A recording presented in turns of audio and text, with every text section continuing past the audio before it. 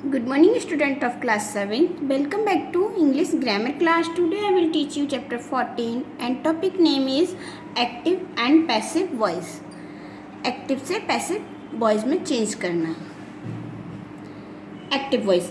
In most English sentence with an action word, the subject performs the action denoted by verb. English sentence में action word होते हैं जो भी action किया जाता है वो सब्जेक्ट के द्वारा किया जाता है और ये हम किस में दर्शाते हैं, वर्ब में दर्शाते हैं. For example, the teacher teaches me. अध्यापक मुझे पढ़ाता है. She writes a letter. वह एक पत्र लिखती है. People elect the leader.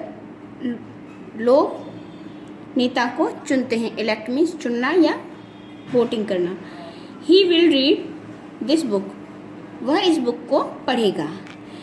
In the above sentence the subject does और act upon the verb, so they are said to be in active voice.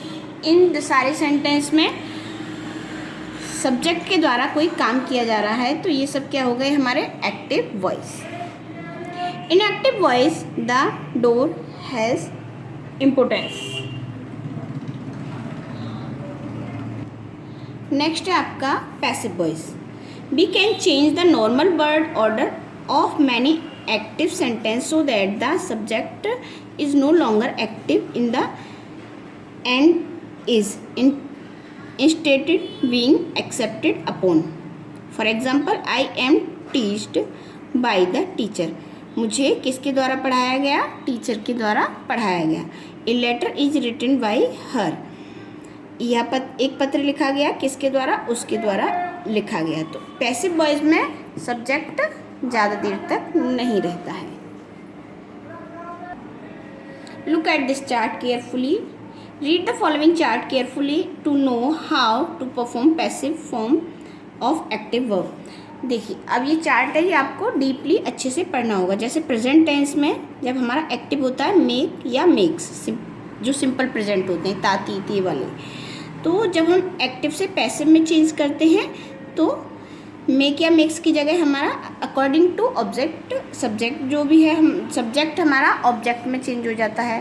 तो अकॉर्डिंग टू ऑब्जेक्ट हमारा जो भी आएगा उसी के अकॉर्डिंग हमारी वर्ब यूज हो जाएगी. Is are am. ठीक है, अगर सिंगुलर है, प्लूरल है और वर्ब की थर्ड फॉर्म का यूज किया जाता है. पास्ट टेंस में मेड होता है तो जो ये हमारा बाज वर्ब में चेंज हो जाएगा अकॉर्डिंग टू सब्जेक्ट और थर्ड फॉर्म का यूज हो जाएगा. फ्यूचर सिंपल में विल सेल मेक तो विल बी और sell be of third form.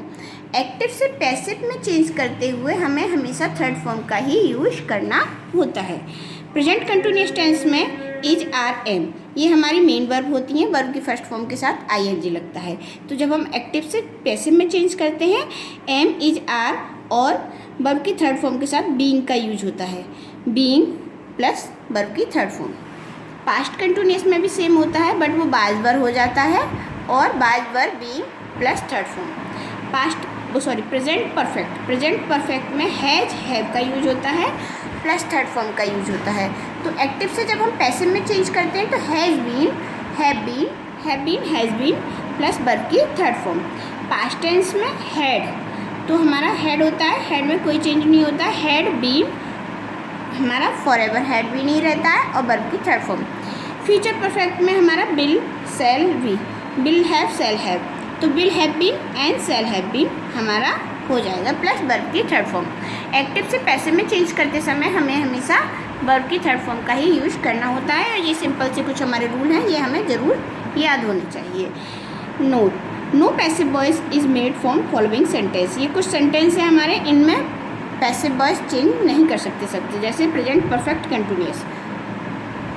Second है हमारा past perfect continuous, future continuous और फ्यूचर परफेक्ट कंटिन्यूअस. ये चार सेंटेंस हमारे ऐसे होते हैं जिनमें हम एक्टिव से पैसिव में चेंज नहीं कर सकते हैं. अब देखिए rule number 3, change of pronoun.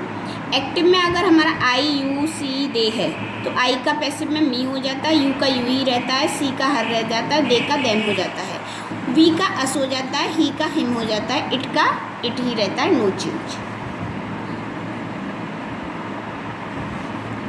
अब देखिए एक्टिव से पैसिव बनाना, जैसे कि आई राइट ए लेटर, मैं एक पत्र लिखता हूँ। इसकी हिंदी आई, मैं एक पत्र लिखता हूँ। तो प्रेजेंट परफेक्ट का है, वो सॉरी सिंपल प्रेजेंट है, सिंपल प्रेजेंट या प्रेजेंट इंडेफिनिट आप ऐसा कुछ कह सकते हैं, ठीक है।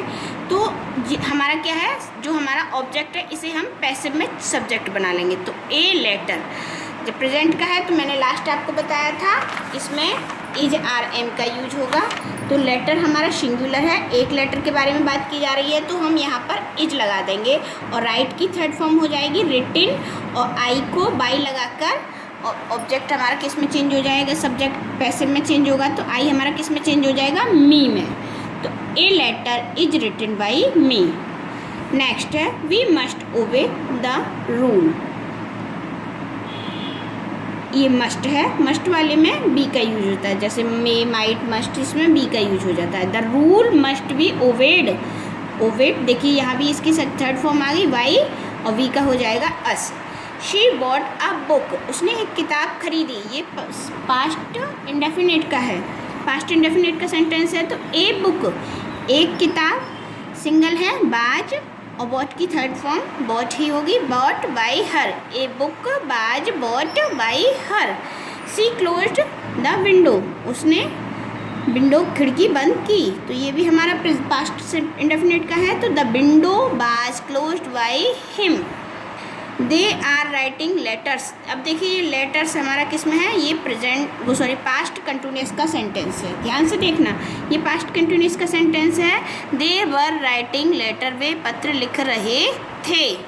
तो लेटर्स, लेटर कई सारे हैं तो वर का वर ही रहेगा, लेटर्स वर। आईएनजी का मैंने बताया था बीइंग में चेंज हो जाएगा, द लेटर्स वर बीइंग, और राइट की थर्ड फॉर्म हो जाएगी written by them. That's clear? I hope you will be understand. Read this chapter carefully and learn rule and do practice of all sentence. Thank you.